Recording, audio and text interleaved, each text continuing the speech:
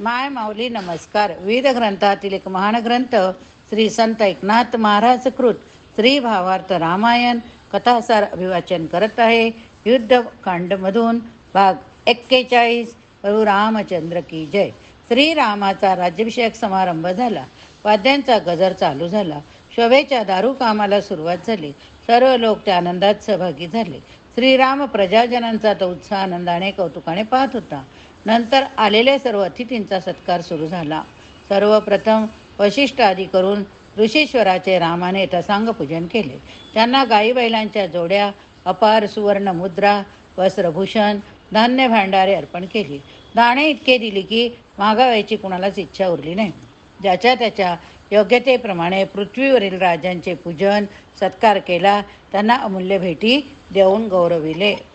ब्रह्मदेव, इंद्र, ईशान, मरुत, दानव, नाग, यक्ष, गंधर्व सर्व पाहुण्यांचा सन्मान वस्त्रभूषणे देऊन रामाने स्वतः गौरव केला. प्रत्येकाने आणलेल्या नजराण्याच्या कितीतरी पटीने अधिक भेटी रामाने दिल्या. सत्कारासाठी घरच्या लोकांना बोलवले. त्यावेळी भरताने रामाला विनंती केली की ज्याने 14 वर्ष छायेप्रमाणे तुझी प्रत्येक प्रसंगात साथ केली, निराहारी राहून तुझी अखंड सेवा केली, त्या लक्ष्मणाला युवराज अभिषेक करावा अशी माझी इच्छा आहे. ज्याने 14 वर्ष छायेप्रमाणे तुझी प्रत्येक प्रसंगात साध्य केली, निराहारी राहून तुझी अखंड सेवा केली, त्या लक्ष्मणाला युवराजाभिषेक करावा अशी माझी इच्छा. त्यावर सुग्रीव, अंगद, विभीषण वगैरे सर्वांनी भरताच्या म्हणण्याला अनुमती दिली. रामाने हास्यप्रमुखाने ज्या गोष्टीला संमती दर्शवली आणि लक्ष्मणाला युवराज पदाचा स्वीकार करण्यास सांगितले, तेव्हा तो निष्ठावंत रामसेवक उदास झाला व म्हणाला, स्वामीची सेवा हाच माझा धर्म, हीच माझी पूजा, तेच माझे पारितोषिक. असे असताना हा राज्याचा मोह मला काय करायचा? ज्या जबाबदारीचे पालन करीत असता रामसेवेमध्ये अंतर पडेल असला हा राज्याभिषेक काय कामाचा? ज्या वैभवाने राम विसरला जाईल ते वैभव घेऊन मी काय करू? श्रीरामाने अखंड स्मरण हेच माझे ध्येय. जसा राम नित्य सावधान असतो तशीच मलाही त्याची सेवा अखंड सावधानपणे करू द्या. गुरुवारे वैशिष्ट्य मी खरोखरच सांगतो, तुमच्या पायाची शपथ घेऊन सांगतो, मला राज्यलोभ नाही, मला यात गुंतवू नका. संपूर्ण राज्य स्वाधीन असताना सुद्धा जो एक झोपडी बांधून गावाबाहेर राहिला, वल्कले नेसला, आभूषणांचा ज्याने त्याग केला, भोजन सोडून वनवासी लोकांप्रमाणे ज्याने कंदमुळे फळे खाऊन निर्वाह केला, असा भरत त्यासाठी योग्य होय. एवढे बोलून लक्ष्मणाने वशिष्ठांचे पुढे लोटांगण घातले. भरताला अभिषेक करण्याची विनंती पुन्हा पुन्हा केली. हे त्याचे वैराग्य पाहून श्रीराम तटस्थ झाला. सर्व देव, ऋषी, अतिथी चकित झाले. सर्वांनी फुले उधळून लक्ष्मणाचा जय जयकार केला. रामाने वशिष्ठांना विचारले की आता पुढे कसे काय करावे ते सांगा. ते म्हणाले, रामा, तू अंतर्यामी असूनही आम्हाला महत्त्व देतोस. असो, लक्ष्मणाची वृत्ती पाहून त्याच्या ऐवजी तू भरताला युवराज पदाचा अभिषेक कर. तसे तू शत्रुघ्नाला सेनापतीपदाचा अभिषेक कर. तेव्हा रामाने पुढे होऊन लक्ष्मणाला आलिंगन दिले. भरताच्या युवराज्याभिषेकाची शत्रुघ्नाच्या सेनापतीची कथा आपण बघतोय पुढच्या भागात. आता आपण लक्ष्मणाचे वैराग्य बघितले. श्रीरामाने इतर सर्वांनी अनेक प्रकारे समजावले की तरी लक्ष्मण युवराज्याभिषेक करून घेण्यासाठी तयार होईना. तेव्हा सर्वांनी मिळून भरताला त्या अभिषेकासाठी विनंती केली. राज्यव्यवहारात गुंतल्यानंतर रामाचे विस्मरण होईल या विचाराने भरतसुद्धा काही उत्तर न देता गप्पच राहिला. त्यावर श्रीरामाने वशिष्ठ मुनींकडे दृष्टिक्षेप टाकला. त्याचे मनोगत जाणून वशिष्ठांनी भरताची समजूत काढावयास सुरुवात केली. ते म्हणाले, भरता, राज्यव्यवहारात गुंग झाल्यावर रामाकडे दुर्लक्ष होईल ही तुझी भीती आम्हाला समजते. पण नामाचे महत्त्व एवढे आहे की नित्य कर्तव्याचे पालन करताना जर नामस्मरण राहील तर त्या भक्ताचा उद्धार राम स्वतःच करतो, असे त्याचे वचन होय. अशा प्रकारचा वशिष्ठांचा उपदेश ऐकल्यावर भरत मग यवना राज्याभिषेकासाठी तयार झाला. नंतर ज्या प्रकारे रामाचा राज्याभिषेक झाला त्याच प्रकारे भरताला पण अभिषेक केला. सर्व प्रजाजन आनंदित झाले. वानरांनी आनंदाने बुभुक्कार केला. नंतर रावणाच्या कैदेतून जे देव मुक्त केले होते त्यांना रामाने पुन्हा मूळ स्थानावर स्थापन केले. ब्रह्मदेवाला मूळ ठिकाणी पाठविले. त्याला रावणाने शांतीपाठ म्हणावयाच्या कामी लावले होते. चंद्राची पुनःस्थापना केली. रुद्राला रावणाने अधीन करून ठेवला होता. तो मूळ ठिकाणी पोहोचला. इंद्र, यम, कुमेर हे सुद्धा रावणाची सेवा चाकरी करीत होते. त्यांनाही पुनश्च स्वतःचे स्थान मिळाल्यामुळे अत्यानंद झाला. देवगुरु बृहस्पती हे रावणाकडे नित्य प्रवचन करीत होते. सिद्धी बुद्धीचा पती गणेशाला गाढवे राखण्याचा कामावर नेमला होता. प्रत्यक्ष महाकाळ यम त्याला सेवेला लावला. अग्निदेवाला तर रावणाने स्वतःचे आपल्या कुटुंबियांचे कपडे स्वच्छ करण्याचे काम दिले. कपड्यांवर थोडा जरी डाग राहिला तरी अग्नीच्या डोक्यावर सोट्याचा मार असायचा. वरुण देव पाणी भरवायच्या कामावर होता, तर मदन त्याचे शय्यागृह स्वच्छ करण्याचे काम करीत होता. वसंत ऋतूला तर फळे फुले भाज्या पुरविण्याची चाकरी होती. अशा सर्व देवांना रावणाच्या बंदिवासातून मुक्त करून स्वपदी स्थापन केले. तेव्हा त्यांनी कृतज्ञतेने स्वतःचे सामर्थ्य वापरून अयोध्या तिथल्या प्रजाजनांना स्वर्गापेक्षाही जास्त संपन्नता आणून दिली.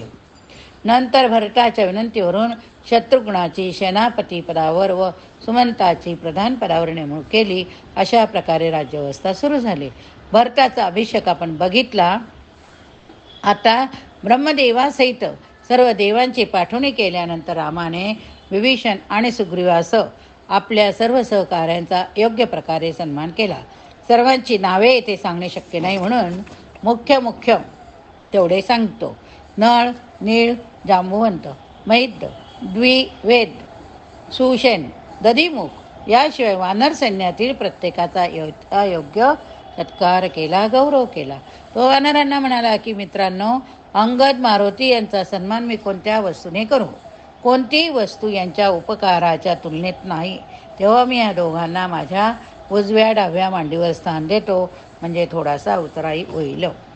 सर्व वानरांनी मोठ्या आनंदाने गर्जना केल्या. अंगद, मारुती रामाचा जय जयकार केला. सीता खाली उतरली. मग अंगद व मारुती यांना रामाने आपल्या उजव्या डाव्या मांडीवर बसवून घेतले. त्यांना बहुमोल अशी आभूषणे, माळा, वस्त्र अर्पण करून त्यांची पूजा केली. त्यावेळेस त्याने तिच्या गळ्यातील हार काढून हातात घेतला. रामाकडे पाहिले.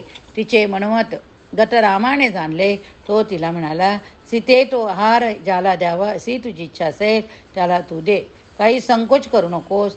ही आज्ञा ऐकून आनंदित झालेल्या तिने तो हार मारुतीच्या गळ्यात घातला. मारुतीला अत्यंत आनंद झाला. तो उडी मारून एका उंच अशा वृक्षावर गेला. तेथे बसून आपल्या देह स्वभावाप्रमाणे माकड चेष्टा करू लागला. सीतेने दिलेल्या हारातील रत्ने तोडून चावून सुंकू लागला. इतर वानरसुद्धा चेवले. सर्वांनी आपल्या चेष्टा चालू केल्या. त्यांनी आपापले अलंकार तोडून फेकले. सर्व पाहून देव सर्व तिथे चकित झाले. त्यांना कळेना की या मारुतीच्या मनात काय झाले. तेव्हा लक्ष्मणाने याचे कारण विचारल्यावर त्याला वाकुल्या दाखवून हनुमान म्हणाला, या खड्यांचे, कपड्यांचे आम्हा वनचरांना काय कौतुक? याने पोटे थोडेच भरणार. तेव्हा स्वतः रामाने त्याला जवळ घेतला. त्याची इच्छा विचारली असता हनुमान म्हणाला, रामा, तू तर सर्व विश्वाचा आत्मा, तुझ्याकडे मिळणार नाही असे काहीच नाही. तरी आता मी जे मागू ते देण्याचे वचन दे, म्हणजे सांगतो. हे ऐकून रामाला आनंद झाला. या मारुतीचे मन तरी कळेल म्हणून त्याने त्यांना लागलीच वचन दिले. तेव्हा मारुती म्हणाला, ऐक, वनवासात असताना जे मिळेल ते खाऊन, तर कधी कंदमुळे खाऊन उपवासही सोसून तुझ्या मागे आम्ही राहिलो.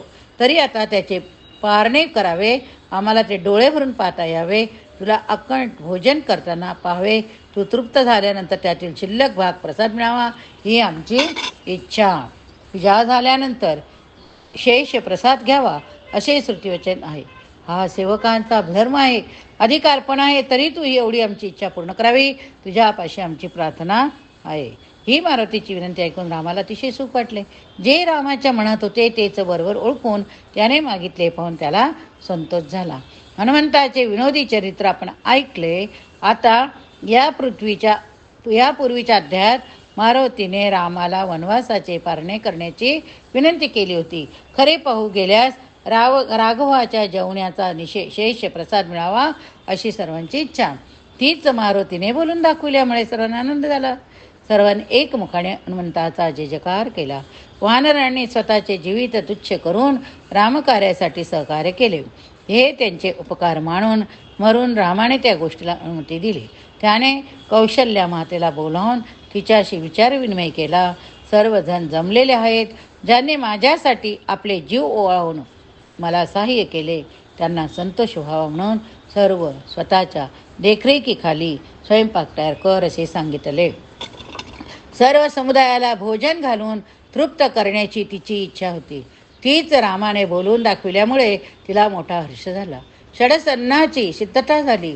पंक्ती बसल्या नाना प्रकारची पक्वाने वाढली गेली. यथेच्छ भोजन करून ऋषीमुनी, देवदेवता, यक्ष, गंधर्व, ब्राह्मण, इतर सर्व प्रजाजन तृप्त झाले. भोजनानंतर योग्य दक्षिणा देऊन सर्वांना संतुष्ट केले. नंतर विशेष पंगत बसली. त्यात श्रीराम, सीता, इतर तिघे भाऊ, त्यांच्या बायका, सुग्रीव, विभीषण यांच्यासह 10 सेनापती, हनुमान, वानर सैन्य होते. रामाने मारुतीला अत्यंत प्रेमाने बोलावून आपल्या शेजारी बसवले.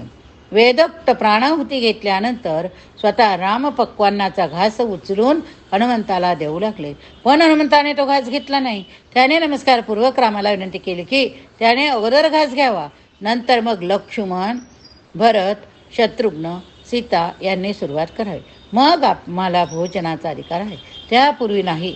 रामाने सर्वांना सांगितले. सर्वांनी सुरुवात केली. हनुमानाला भोजनास सुरुवात करण्याची आज्ञा केली. हनुमानाने सर्व उपस्थितांचा भोजनाची परवानगी मागितली. तेव्हा रावणाला माझ्या आज्ञेनंतर दुसऱ्याच्या परवानगीची काही आवश्यकता आहे काय? हे ऐकल्यावर मारुतीने चपळाईने रामापुढचे उष्टे ताट उचलून अत्यंत वेगाने आकाशात उड्डाण केले. ते अन्नभक्षण करण्यास सुरुवात केली. राघवाच्या उच्चिष्टासाठी सर्व टपून बसले असताना हनुमानाने सर्वांना ठकवून ते ताटच पळवले. तो सर्वांना वाकुल्या दाखवू लागला. त्याने आनंदाच्या भरात सुग्रीव, विभीषण वगैरे सर्व नव्हे, एवढे नव्हे तर वशिष्ठ, भरत, लक्ष्मण, सीतेला सुद्धा वेडावून सांगितले. ही त्याची चतुराई पाहून राम आनंदित झाला. त्याने मारुतीला इच्छित वर मागण्याची आज्ञा केली. रामाच्या उच्चिष्ट अन्नाची मारुतीला प्राप्ती आपण बघितली. आता मारुतीची भक्ती धन्य आहे. त्यामुळे रघुनाथ प्रसन्न झाला. मागत नसताना सुद्धा वर मागितले. मागून घे असा मारुतीला आग्रह करू लागला. तो म्हणाला, हे हनुमंता, तुझ्या कार्याचा गौरव मी कसा करू? मी तुझा ऋणी. करिता जे तुला पाहिजे ते मागून घे. ते त्रैलोक्यामधील दुर्मिळ असेल तरी मी तुला देईन. ही श्रीरामाची प्रीती पाहून हनुमंताला गैवरून आले. त्याने रामाच्या चरणांना मिठी मारली. म्हणाला की ह्या सृष्टीमध्ये जोपर्यंत रामकथा असेल तोपर्यंत मला आयुष्य असावे. रामकथेच्या ठिकाणी माझ्या नेहमीच वास असावा. हे स्वामीराया, तुझ्या नामाचे महत्त्व कधी किती सांगू? ती शीघ्रप्रदायक आहे. लोक जादूटोणा, मंत्रतंत्र यांची किती कष्टप्रद अनुष्ठाने करतात. ते कर्म जरी यथासांग झाले तरी संकटेही पुन्हा पुन्हा उद्भवतच असतात. ती कर्म अंती अधपात करतात. पण तुझे नाव तसे नाही. त्यासाठी वर्ण, अधिकार, पुनश्चरण, विधी, विधान अशा बंधनाची काही गरज नाही. फक्त राम हा 2 अक्षरांचा जिभेला स्पर्श झाला की पुरे. म्हणूनच आपण रोज श्रीराम श्रीराम म्हणायला हवे. पूर्वी पण आणि अजूनसुद्धा गावाकडे पद्धत आहे की एकमेकाला भेटतात तेव्हा रामराम म्हणतात.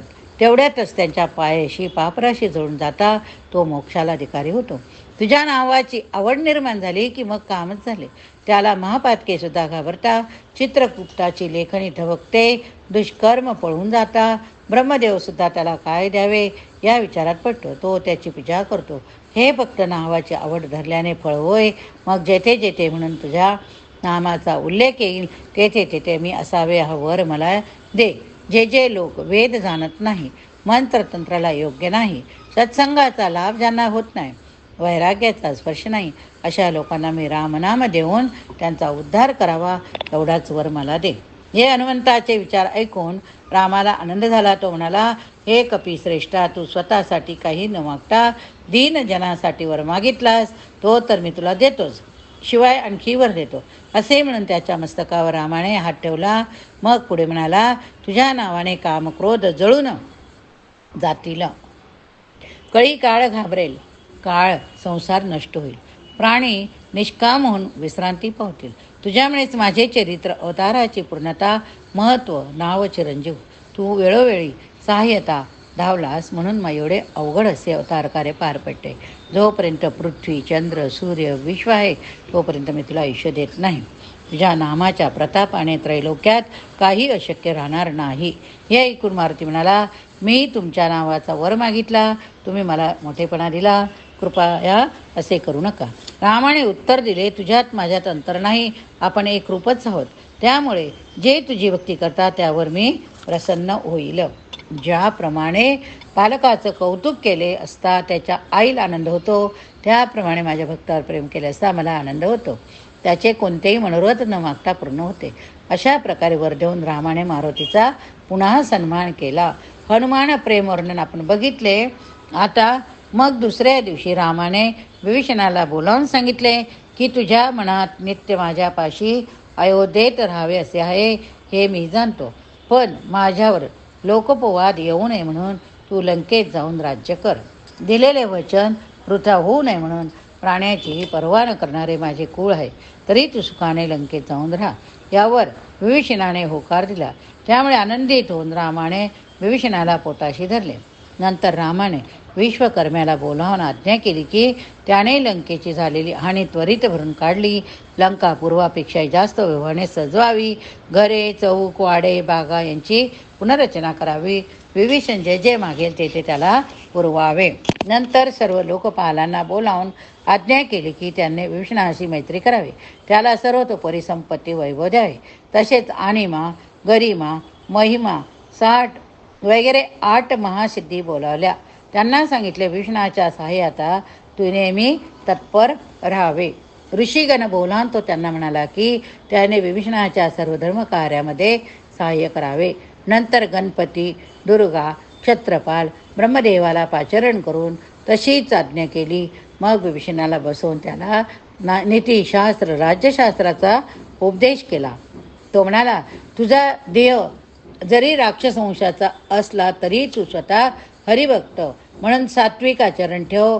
देवांचे शिवाय दुर्गेचे पूजन करीत जा. मंत्र, तंत्र, जादूटोणा यापासून दूर राहा. माझ्या कृपेने तुझ्या राज्यात सर्वक्षम दीन प्रजेचे सर्व शक्तीनिशी संरक्षण कर. नंतर रामाने सर्व देवतांना परत पाठवून दिले. मग तो विभीषणाला म्हणाला, दरवर्षी उत्सव करीत जा. माझ्या स्थानाचे पूजन कर. दर सोमवारी रामेश्वराचे दर्शन घेत जा. त्याची पूजा कर. तेथे माझे ध्यान कर. अशा तऱ्हेचा नाना प्रकारचा उपदेश विभीषणाला केला. तो पुढे सांगू लागला, तू रावणाच्या सर्व पत्नी इंद्रजिताच्या महालात ठेव. त्यांचा सांभाळ कर. कुंभकर्णाच्या महालात माझे धनुष्यबाण ठेवून त्यांची पूजा करीत जा. रामायणाचे श्रवण रोज कर. 6 अक्षरांचा माझा मंत्र त्याचा जप कर. अशा अनेक प्रकाराने उपदेश करून त्याला कौशल्याच्या पायावर घातला. नंतर राज्यसभेमध्ये रामाने ऋषींना रावण वधासाठी प्रायश्चित्त विचारले. त्यांनी सांगितल्याप्रमाणे लिंग स्थापना केल्या. मग जानकीच्या महालात नेऊन विभीषणाला तिचा आशीर्वाद देविला. दुसऱ्या दिवशी राजसभा भरवून विभीषणाला यथाशास्त्र निरोप दिला. ती कथा आपण पुढच्या अध्यायात पाहणारच आहोत. आत्ता विभीषणाचा उपदेश आपण बघितला. त्यानंतर दुसऱ्या दिवशी प्रातःकाळी स्नान करून त्यानंतर शिवार्चन करून श्रीराम महासगृहात आला. राजसभा भरली. आपल्या वाम अंकावर सीतेला बसवून राम सिंहासनावर बसला. भरताने दोघा भावांनी त्याला वंदन केले. सुमंत प्रधानाने रामांवर छत्र धरले. राष्ट्रवर्धन मंत्राने चौरी ढावळ्यास सुरुवात केली. धर्मपालाने छत्र धरले. भरत चरणापाशीच हात जोडून उभा राहिला. धनुष्यबाण खडंग घेऊन उजव्या बाजूला लक्षून उभा राहिला. सेनापती शत्रुघ्न हातात बेताची छडी घेऊन सावध उभा होता. ब्रह्मदेवासह सर्व देव विमानात बसले. ऋषीगण नजीकच्या दिव्यासनावर बसले. दारात 8 महासिद्धी उभ्या. त्या पुष्पहार, सुगंधी द्रव्ये, तांबूळ सर्वांना देत होत्या. मग रामाने ते अंतरंग जाणून भरताने ब्राह्मणाला दाणे दिले. भाटांना वस्त्र देऊन शिवाय अप्सरांचे पूजन केले. 4 वेद, 18 पुराण, 6 शास्त्रे, रामस्तुती केली. मग श्रीरामाने स्वतः बोलायला सुरुवात केली. तो म्हणाला, ही कपिवीरांनो, तुम्ही आपल्या जीवाची पर्वा न करता मला विजय मिळवून दिला. तुमच्या उपकाराचे ओझे या अवतारात मजवर आहे. त्यातून सुटणे मला शक्य नाही. तेव्हा सर्वजण म्हणाले, रामा, तुझ्यापासून आम्हाला दूर करू नको, एवढेच आमचे मागणे. सुग्रीवाचे वंदन करून परत फिरण्याची आज्ञा मागितली. मग रामाने त्याला निरोपाचा दही भाताचा प्रसाद म्हणून खायला जाण्यास सांगितले. सभा विसर्जन करून सर्वांचं रागाने भोजन केले. चारही जावा सर्वांना वाढीत होत्या. सर्व देवाने विनंती केली की पुढच्या द्वापार युगात सुद्धा यमुनेच्या तीरी असाच दहीभात तुमच्या हाताने आम्हाला मिळावा. त्यावर राम मुखाने तथास्तु म्हणाला. मग रामाने पुन्हा सभा भरवून सुग्रीवाच्या शिरावर मुकुट ठेवून त्याला निरोपाचा विडा दिला. मग तसाच अत्यंत प्रेमाने अंगदाला निरोप दिला. नंतर त्याने जांबुवंत, कुमुद, रंभ, शरम, विनीत, कृच्छ, प्रमाती यांना वस्त्र अलंकार अर्पण केले. निरोप दिला. गवय, गज, अस्वल जातीचा पुढारी, प्रघस, ऋषभ, दुर्मुख, सुमुख यांना दिव्य वस्त्रे अलंकार दिले. उचित गवाक्ष यांचा सन्मान केला. नळ, नीळ यांना दिव्य वस्त्रे आभूषणे अर्पण केले. त्यांना निरोप दिला. पुढे सुषेण आता त्याला एक पृथ्वी मोलाचा मणी दिला. मैदाचा यथायोग्य नमस्कार सत्कार केला. हिमवंत नावाच्या कपिला रत्न मूर्ती दिली. तो निरोप घेऊन वायव्य दिशेला निघून गेला. ज्योतिर्मुख रत्नभूषणे घेऊन निघाला. केशरी नावाच्या वीराला बाहुभूषणे दिली. तो अत्यानंदाने आपल्या एक औक्षणी सैन्यासह चालला. हेमकुटाळे पुढे येऊन वंदन करताच त्याला कौस्तुभ मणी दिला. तो 100 कोटी सैन्यांचं निघाला. नंतर खेद नावाच्या वानराची पाळी आली. त्याला स्वतःच्या गळ्यातील घंटी दिली. ती आज्ञा मिळताच 7 कोटी गणांचं निघाला. तसेच गंधमादन, दधिमुख यांच्या मस्तकावर वरदहस्त ठेवावा त्यांना निरोप दिला. एकनाथ महाराज म्हणतात की याप्रमाणे मुख्य वानर वीरांची काही नावे मी सांगितली. याशिवाय अनेक वीरांचा यथायोग्य गौरव करून त्यांना आशीर्वादपूर्वक निरोप देऊन रामाने पाठवले. तेच मी तुम्हाला अभिवाचनातनं सांगत आहे. वानराचे निर्याण या नावाचा अध्याय आपण आता बघितला. या ठिकाणी समाप्त झाला. पुढच्या भागात पुढील कथा बघूया. श्री रामचंद्र की जय. चरितं रघुनाथस्य शतकोटी प्रवेस्तरम् एकैकाक्षरं पुंसां महापातकनाशनम्.